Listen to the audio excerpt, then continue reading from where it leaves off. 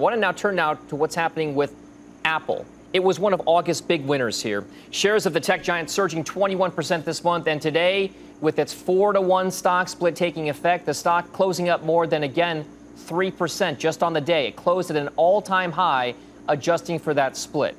Let's now bring in Laura Martin. She's Needham's senior internet and media analyst. She is bullish on Apple. Laura, what do you make of this idea that you can have a stock split? It's been telegraphed for a while now. It just happened today. Is it just this notion that people want to buy Apple no matter what the price is? I think yes and no. I think what's going on with these FANGs being revalued upwards, including Apple, is that ecosystems are being revalued upwards because they have an anchor tenant service, and then they can attach other services to them and drive, in this case, 67% margins on its services and app business from Apple. So I think that, and I think the government regulation and crackdown is actually positive for the FANGs because they have the resources to meet these extra regulatory hurdles that startups do not have. So I think it's raising barrier to entries to would-be displacers. So speaking of those barriers to entry, how important is it that maybe some companies are pushing back against Apple and its peers out there, of which there are just a few, if maybe just one or two? I'm looking at this kind of ongoing dispute with Epic Games, the creators of Fortnite, and the App Store just specifically. Is Apple's margin on that side of things going to come down eventually because there is going to be pushback? So I would argue the answer is no. Epic is the third. Remember, Netflix was first, then Spotify, then Fortnite. This is most recent. 5 years ago, Fortnite did not exist. Epic released a fabulous game, and the reason that 1 billion people play Epic today is because virtually overnight, iOS put that game into the hands of 1 billion people overnight. And now they want a sort of a volume discount. They want to pay less because they're so big. And I would, from a public policy point of view, that would be a horrible decision for Apple, because if anything, your bigger companies should pay the most.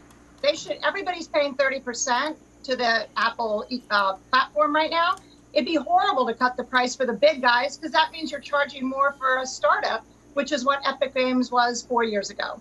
So no, I think Apple will win this trial, and I think it will be found these are commercial terms, and if Fortnite Epic Games wants to leave, they can walk away from all iOS players.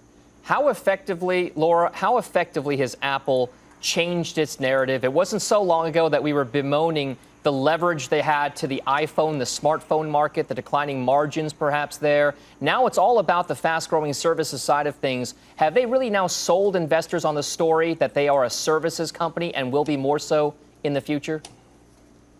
I think yes, and more complicatedly, meaning bigger barriers to entry. They've also sold consumers, or I guess investors, on the idea that watches add value, tablets add value, the Mac. These ancillary hardware on-ramps create lower churn out of the Apple iPhone, which then drives up lifetime value per customer because you're selling them more hardware, in addition to the services story that you just mentioned, which has twice the profit margins. So the longer you keep people in the hardware ecosystem, the more money they're paying Apple at a 67% margins in the services side of the business. Laura, I want to expand this discussion. Bonawyn is on the line over here as well. I know that you've got something here for Laura. Bonawyn. Laura, thanks so much, first of all, for making yourself available and sharing your insights with all of us. Given all the bullish sentiment around Apple, would you mind sharing some insights as to what are the things on the forefront that might raise concern? What possible headwinds outside of what they have going on in Washington and the antitrust? What would concern you and cause you to perhaps change your view on the stock price in the short term? China. That Apple becomes a football in this political battle, that Trump gets reelected and continues to hammer away at what he perceives as the unfairness of the fact that Chinese markets are closed, and therefore, like, he's kicking out TikTok and WeChat from America. If Apple becomes the political quid pro quo and China kicks them out of China, it's about 15% of their annual hardware sales. And more importantly, it's got a huge installed base that if they can't buy services from Apple, that would be a 12-month downdraft as we reset Apple's EPS 10-year ECS estimates. All right, Laura, before we let you go, I just want to kind of bring into the discussion what's happening with TikTok. We know that another mega cap tech name in Microsoft is very much in the discussion there, maybe even Walmart. What do you think the future is for TikTok, and what do you think it means for tech as an industry going forward? Well, I think it means nothing for tech going forward, so forget that one. For TikTok specifically, I think that I think we have a track record of what's going to happen next. I think Snap had a great idea. Facebook tried to buy them. Evan wouldn't sell Snap, so Facebook replicated it, and today it's called Instagram, and it's 5 times bigger than Snap from a user point of view. I think that's exactly what Facebook will do here, although they didn't try to buy TikTok. They're going to replicate TikTok in something they've introduced called Reels. So far, they're not doing a very good job, but I fully expect those engineers to get it right over the next 6 months. Meanwhile, TikTok will get sold to a large company, meaning it will be hard to keep their engineers. And my guess is that the systems and the iteration speed will dramatically decline when it gets to a bigger company. So I expect TikTok to be less effective a year from now after it's bought than when it was a standalone company. All right. Laura Martin, Needham's Senior Internet and Media Analyst, thank you very much for all those thoughts. We always appreciate getting your insights there. Thank you. Thank you. All right, Karen Feinerman. Apple's up today again. It seems like I'm a broken record, but I'm not. It really is up again today. What do you make of the stock move?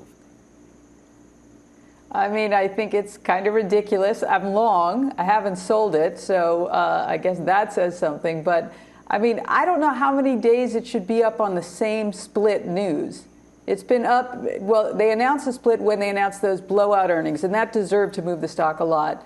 But the split has sort of been the driver almost every day, which is kind of ridiculous. It actually makes me nervous. I don't like that it's up on that, because I feel like when people realize, oh, the split doesn't really mean anything, that, you know, maybe the air will come out of it. But I have no explanation for it. Well, I mean, Carter Worth, what do the stock charts tell you? Is there anything that we do with Apple at these record high levels and extensions to the quote-unquote overbought side? Sure, but think about it. I mean, Karen, you used the word ridiculous twice out of word, so to speak, which is, I think, what is, but I own it. And I think that's the conundrum for so many people. Typically, it's right to hold your winners. And yet at some point, one wonders, well, is this ridiculous? So what we do know is you can measure trend in one form or another using moving averages. If you were just to look at where Apple is in relation to its average trailing price over 150 days, it is now essentially 50% above its 150-day moving average. That has only happened one other time in the past 15 years, and it was in early 06. And pretty soon thereafter, Apple took a pretty good hit, meaning to some extent it's a game of musical chairs. People stay because, hey, they have these things like, what else should I do? Or Tina, there is no alternative. And there's nothing wrong with that per se. But if in the same time we can all use the word ridiculous or remarkable or stupefying, all of which are valid, it does make you wonder whether hedging, writing some option strategies is the thing to do at a minimum, or trimming.